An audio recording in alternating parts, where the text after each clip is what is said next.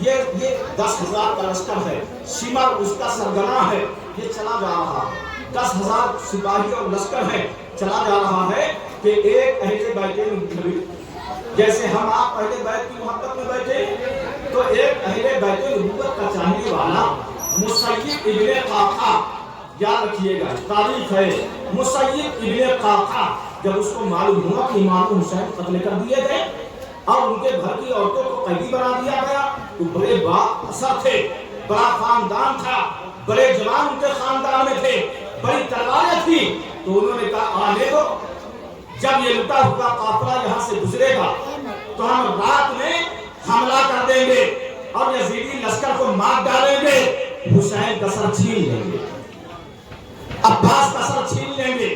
یہ خبر شمر کو لگ گئی، جیسے ہی یہ خبر شمر کو لگی، شمر نے کہا پینترا بدلو، پینترا بدلو، دن بھر دونوں کے نیزہ پر شہیدوں کے سر رکھو، اور جب رات کا وقت آ جائے تو پیٹیوں میں شہیدوں کے سر رکھو، تالا لگا دو، اور اس کے بعد 50 پہرے دار رات بھر پہرا دیتے رہے۔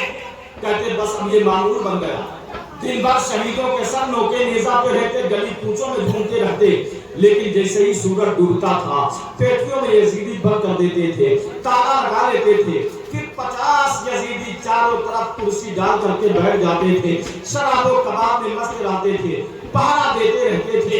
ایک شخص جس کا نام ابو خنوف تھا یہ بیان کرتا ہے، ایک رات ہم 50 آدمی ان صندوقوں کو، جن صندوقوں میں امام حسین اور ان کے ساتھیوں کے سر تھے، بیچ میں رکھے ہوئے تھے، چاروں طرف سے میرے ساتھی بیٹھے ہوئے تھے، شراب پی رہے تھے، رات کا اندھیرا تھا، میرے ساتھی شراب پی کر کے سو گئے، لیکن میں نے شراب نہیں پی، میں تنہا جاگتا رہا، مجھے نیند نہیں آ رہی تھی۔ اچانک رائے تو رجلا طویلا، میں نے دیکھا ایک لمبا لمبا آدمی آسمان سے اتر رہا ہے، سفید کپڑا پہنے ہوئے ہے، سفید امامہ باندھے ہوئے ہے، وہ آ کر کے اس پیٹی کے قریب کھڑا ہو گیا جس پیٹی میں سلطان الشہداء امام حسین کا سر تھا۔ جیسے ہی وہ شخص آ کر کے کھڑا ہوا، پیٹی کا تالا خود بخود کھل گیا اور پیٹی کا پلہ خود بخود کھڑا ہو گیا، اور یہ لمبے تڑنگے انسان پیٹی کی طرف جانے لگے، تو میں نے ان کا پیچھا کیا اور چاہا کہ ان کو مرا کرو، پیٹی کے قریب مت جاؤ، اس میں ہماری قیمتی امانتیں رکھی ہوئی ہیں۔ ابو خلوف کہتا ہے جیسے ہی میں آگے بڑھا، غیب سے ایک آواز آتی ہے، خبردار آگے مت بڑھ، یہ سارے انسانوں کا باپ آدم علیہ السلام ہے۔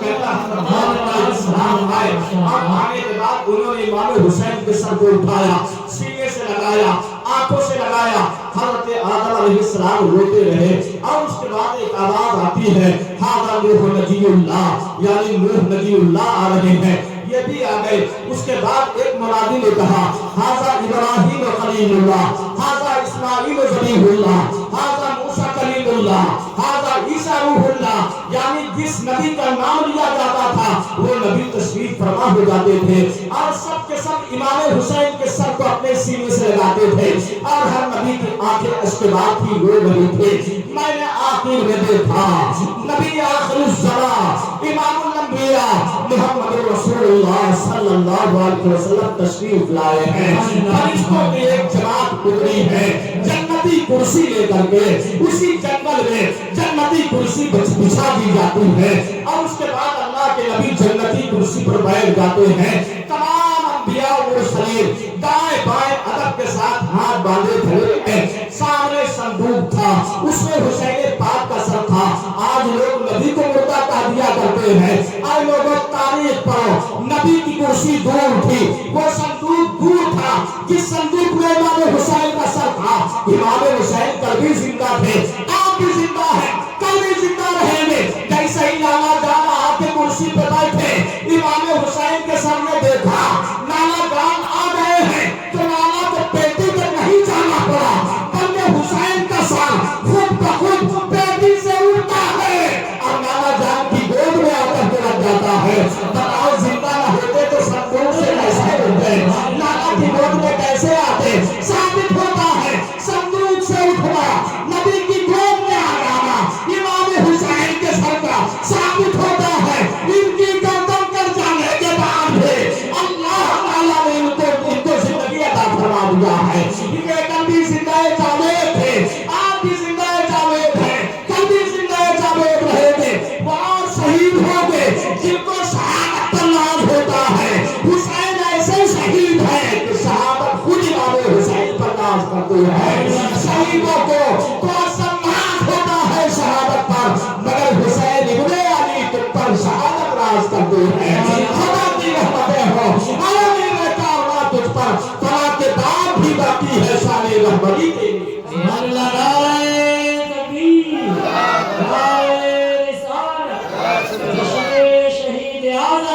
حضرت علامہ عمران مصعب اللہ حلیمی، زیر اہتمام فیضان حسین نوجوان کمیٹی، من جانب سنی سلیمانیہ مسجد، نعرہ تکبیر، نعرہ رسالت۔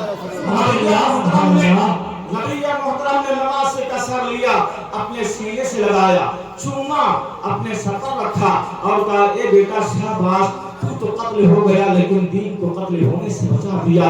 اے بیٹا ایک وقت وہ تھا کہ میں نے تیرے لیے اپنے بیٹے ابراہیم کو قربان کر دیا تھا، لیکن آج تو دین کے نام پر قربان ہو کر کے مذہب اسلام کو ہمیشہ ہمیشہ کے لیے زندہ کر دیا ہے۔ نبی رو رہے ہیں، اشک باری کر رہے ہیں، نواسے سے پیار بھی فرما رہے ہیں۔ یعقوب القنوب کہتا ہے اچانک میں نے دیکھا پھر آسمان سے ایک فرشتہ اترا جس کے ایک ہاتھ میں تلوار تھی، دوسرے ہاتھ میں آگ کا گرز تھا۔ یہ فرشتہ چلا لے آیا تھا، نبی کو روتا ہوا دیکھ کر کے فرشتہ آگ کے گرز کو اٹھایا اور میرے 49 ساتھی جو شراب پی کر کے بے ہوش پڑے تھے، یہ فرشتے نے آگ کا گرز اٹھا کر کے میرے جس ساتھی پر مارتا تھا، میرا ساتھی وہی چل کر کے راک کا ڈھیر بن جاتا تھا۔ میرے 49 ساتھیوں پر یہ فرشتہ آگ کا گرز مارنے کے بعد یہ فرشتہ میری طرف جھپتا، میری طرف لپکا، میرا ہاتھ پکڑا اور مجھ کو بھی مارنا چاہا تو میں نے فریاد کی یا رسول اللہ مجھے بچا لیجئے، مجھے بچا لیجئے، میں تو آپ کے غلاموں میں ہوں۔ کہتے میں اتنا کہہ رہا تھا کہ تب تک فرشتے کا ایک تماچا میرے منہ پر پڑ چکا تھا۔ نبی فرماتے اچھا اسے چھوڑ دو۔ فرشتے نے مجھے چھوڑا تو میں بے ہوش ہو کر کے گر پڑا۔ جب صبح ہوئی اور صبح ہونے کے بعد کہتے کہ جب میں بے ہوشی سے ہوش میں آیا تو کہتے بس اب لشکر کا ہر انسان دیکھ رہا تھا میرے 49 ساتھی کہاں ہیں، تو کہتے جہاں بس اتنا نظر آ رہا تھا کہ جو میرا ساتھی پہلے گا جہاں پر تھا بس ایک راک کا ڈھیر تھا۔ کہتے اس کے بعد میں نے سارا ماجرا بیان کیا شیو رضوی جوشن سے کہ فرشتے نے میرے تماچا مارا ہے، تو شیو نے کہا دکھا اپنا چہرہ، تو کہتے خدا کی قسم میں نے دکھایا، میرا چہرہ کالا پڑ چکا تھا۔ تذکرہ کہا ابوالخلوق نے، اور اس کے بعد ایک زوردار آہ کھینچی اور موت کے گھاٹ اتر جاتا ہے۔ کہتے اس واقعہ کے بعد شیو بہت گھبرا گیا اور اس کا لشکر سارا گھبرا گیا، فوراً کہا جلدی دمشق کی طرف چلو، فوراً بھاگ چلو۔ کہتے یہ 10,000 کا لشکر فوراً پیٹیوں کو بند کیا اور دمشق کی طرف جانے لگا۔ کہتے شام کا وقت آیا تو کہتے اب تو کوئی پہرا دینے کے لیے تیار نہیں۔ جب شام کا وقت آیا وہ کرے تو کیا کرے، تو کہتے جب شام کا وقت آیا تو عیسائیوں کا ایک گرجا کھنڈ نظر آیا۔ کہتے عیسائیوں کے ایک پادری جو وہاں پر رہتا تھا اس کو بلایا اور کہا یزید کی کچھ قیمتی امانتیں ہیں جو ہم دمشق تک لے جا رہے ہیں، ایسا کرو کہ رات بھر کے لیے ہمیں ایک کمرہ دے دو، یہ قیمتی امانتیں اس میں رکھیں گے۔ اور دیکھو ہم میں سے کوئی شخص اس میں پہلا بھی نہیں دے گا، پہلا بھی تمہیں کو دینا پڑے گا، 2-4 ہزار روپیہ جو کچھ لینا ہو لے لیجیے گا۔ پادری لالچ میں آ گیا اور ایک کمرہ دے دیا، وہ صندوق جس میں شہیدوں کے سر تھے ایک کمرے میں رکھ دیے گئے، بازو میں ایک کمرہ تھا اور بازو والے کمرے میں سیدہ زینب ہے، ام کلثوم ہے، شہر بانو ہے اور دیگر خواتین محترم ان کو ٹہرا دیا گیا۔ اب یہ پادری کمرے میں تالا لگا کر کے باہر پہرا دے رہا ہے۔ رات کا کچھ حصہ گزرا ہوگا، سارا لشکر سو چکا تھا، رات کا کچھ حصہ گزرا ہوگا کہ پادری نے دیکھا کہ حجرہ پورا حجرہ ایسا روشن و منور ہے جیسے حجرے کے اندر سورج نکل رہا ہو۔ یہ پادری اٹھ کر کے کھڑا ہو گیا اور کمرے کی کھڑکی سے جھانک کر کے دیکھتا ہے، کیا دیکھتا ہے کہ حجرے کی چھت پھٹی ہوئی ہے اور زمین سے لے کر آسمان تک ساری فضا منور ہے۔ کچھ وہاں پر ضروری ہے جن کے جھرمٹ میں خوبصورت عورتوں کی جماعت اتر رہی ہے۔ یہ کھڑکی سے سب دیکھ رہا تھا، اچانک غیر سے آواز آتی ہے، اے راہب عیسائی فوراً پیچھے ہٹا، اس لیے کہ یہ وہ خواتین مقدس آج اس حجرے میں حسین کے دیدار کو آ رہی ہے کہ جن کے گھر میں جبرائیل جیسا فرشتہ بھی کبھی بے اجازت نہیں داخل ہوتا۔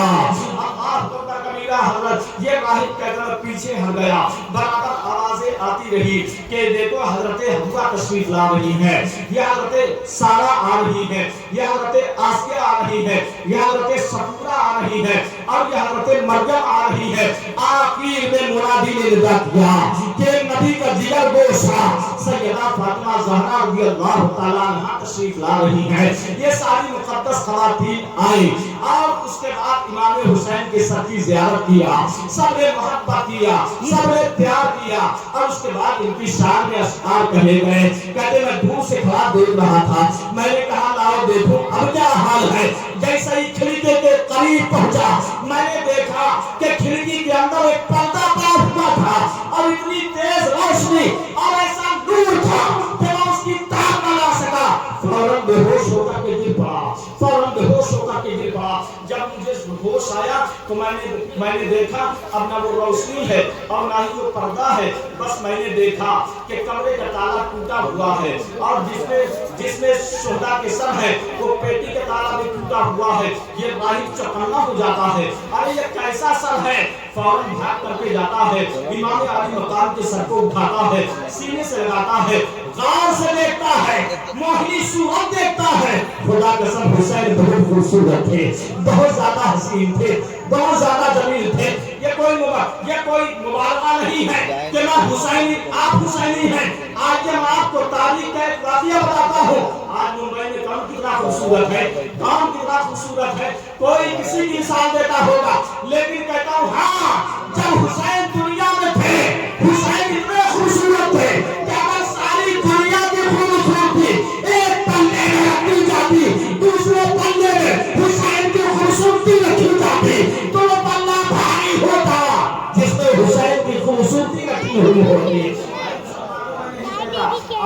دیکھو امام حسین اتنے زیادہ خوبصورت تھے کہ جب مدینہ میں جہاں گنبد خضرا ہے, گنبد خضرا کے بازو میں ایک چبوترا اصحاب صفہ ہے, اصحاب صفہ کے بازو میں جو لوگ حج کرنے گئے ماں کو تفصیل بتاتے تھے کبھی جائیں تو اللہ تعالیٰ توفیق دے دے اس کی زیارت کیجیے. گنبد خضرا ہے, گنبد خضرا کے بازو میں اصحاب صفہ یعنی چبوترا ہے, اور وہیں اسی جس کے بازو میں باب جبرائیل ہے. یہ باب جبرائیل یہ کوئی اور باب نہیں ہے, یہ وہی باب ہے جس میں حسین کے باپ رہتے تھے, حسین کی ماں رہتی تھی, سیدہ فاطمہ زہرا رہتی تھی. یہ وہی مقدس باب جبرائیل کی جگہ ہے جس مقدس زمین کے خطے پر کبھی حسن پیدا ہوئے تھے, کبھی حسین پیدا ہوئے تھے. خوبصورت تھے کہ کوئی لائٹ نہیں جلتی تھی, کوئی چراغ نہیں جلتا تھا. رات کے اندھیرے میں امام حسین رات بھر مصلی پہ کھڑے ہو کر عبادت کرتے تھے. اور سنیے روزانہ 3000 رکعت نماز نفل امام حسین رضی اللہ تعالیٰ عنہ پڑھا کرتے تھے. اتنے بڑے عابد تھے. اور خوبصورتی کا عالم یہ ہے کہ کمرہ میں تھے رہتے اور کوئی چراغ نہیں جلا کرتا تھا, اندھیرے میں پڑھتے تھے. دور ایک گلی گئی تھی, حسین اتنے خوبصورت تھے کہ اندھیری کوٹری میں رہتے تھے. حسین کے چہرے سے اتنا نور نکلتا تھا کہ سامنے والی گلی کا اندھیرا غائب ہو جاتا تھا. آپ کے چہرے سے نکلنے والے نور کے سائے میں لوگ سفر کر لیا کرتے تھے. رات اندھیری میں دور سے لوگ دیکھ کر کے پہچان جاتے تھے کہ کالی کوٹری میں امام حسین اللہ کی بارگاہ میں جھک کر کے سجدے میں گرے ہوئے ہیں. سبحان اللہ, سبحان اللہ. جیسے یہ پادری امام حسین رضی اللہ تعالیٰ عنہ کے سر کو لیتا ہے, غور سے دیکھتا ہے, لٹو ہو جاتا ہے. فوراً سر پاک کو مستعمر سے دھویا اور ایک مخملی ایک صندلی چوکی پر ایک مخملی گلاس چڑھا کر مستعمر سے اس کو بسایا اور زبان بلند جگہ پر امام حسین کے سر کو رکھا. ہاتھ باندھ کر کے کھڑا ہو گیا. کبھی دیکھا نہیں تھا, عیسائی تھا, پہچانتا نہیں تھا, لیکن وہ بھولا پن وہ نور کے لٹو ہو گیا, بلند مقام پر رکھ دیا اور ہاتھ باندھ کے کھڑا ہو گیا کہ اور کہا اے شخص میں تو نہیں جانتا کہ آپ کون ہیں, البتہ آپ کا چہرہ بتا رہا ہے کہ آپ ان لوگوں میں سے ہیں جن کا ذکر اللہ نے تورات میں نازل فرمایا ہے, انجیل میں نازل فرمایا ہے, زبور میں آپ کا تذکرہ ہے. آپ بتائیں کون ہے, کیسے آپ کو شہید کیا گیا ہے, آپ کا نام کیا ہے. دیکھیے آج لوگ نبی کو مردہ کہتے ہیں اور وہ کیا کہہ رہا, آپ بتائیں آپ کون ہیں, آپ کون ہیں, آپ کا نام کیا ہے, آپ کو کس وجہ سے شہید کیا گیا ہے. زمانے نے دیکھا, فوراً دیکھیے دھر کربلا میں ہے, سب یہ دمشق کے قریب ایک گرجا گھر میں ہے. کہتے اچانک इमाम हुसैन के लब हिले लगे, इमाम हुसैन के लब झुमकिस करने लगे और इरशाद फरमाते हैं अना मज़लूमुन अना महबूबुन अना मग़मूमुन अना मक़तूलुन अना गरीबुन अना इब्नुल नबिय्यिल मुस्तफा अना इब्नुल अलीय्यिल मुर्तज़ा। ए पादरी सुन ले, मैं वो हूँ जिसे सताया गया है, मैं वो हूँ जिस पर गम के पहाड़ तोड़े गए हैं, मैं वो हूँ जो परदेसी हूँ, मैं वो हूँ जिसे अल्लाह की राह में शहीद किया गया है। ए पादरी सुन ले, मैं नबी का नवासा हूँ और शेर खुदा के मुर्तज़ा का चहीता बेटा हूँ, मेरा नाम हुसैन है। इतना सुनना था कि वो पादरी कहता है ऐ हुसैन, अगर आपके नाना का लाया हुआ दीन ठक्कर न होता तो आपके सर से ऐसी करामत का ज़हूर न होता और शहादत के बाद आप बातें न करते, लेकिन शहादत के बाद आपसे ऐसी करामत का ज़हूर होना कि धरकर बनाने हैं, सर मेरे सामने है, फिर भी बोल रहे हैं और अपनी दास्तान सुना रहे हैं। इसका मतलब ये है कि इस्लाम हक पर है, आप मरे नहीं, जिंदा है, और जब जिंदा है तो आह रख के मैं अपनी ज़बान को दी है और मैं सच्चे दिल से पढ़ता हूँ अशहदु अल्ला इलाहा इल्लल्लाह व अशहदु अन्ना मुहम्मदुर रसूलुल्लाह। कलमा पढ़कर हल्का बगोशे इस्लाम हो गए। सबसे बड़ा पादरी था, जब ये मुसलमान हुआ तो सारे पादरियों ने कलमा पढ़ा और मुसलमान इस्लाम हो गए। ये इमाम की करामत नहीं है तो क्या है, ये इमाम का इख्तियार नहीं है तो क्या है कि जिस गली जिस कूचे से गुजर हो रहा है ईमान और इस्लाम की दौलत बढ़ता जा रहा है, गैर मुस्लिम हल्का बगोशे इस्लाम होते जा रहे हैं। और मुसलमानों, शहादत के बाद सर का बोलना इस बात का सबूत है कि हुसैन कल भी जिंदा थे, आप भी जिंदा हैं, कल भी जिंदा रहेंगे। ज़माना कल भी उनसे भीगता रहा था, आज भी पा रहा है, सुबह क़यामत तक उन्हीं के दर का सदका खाता रहेगा।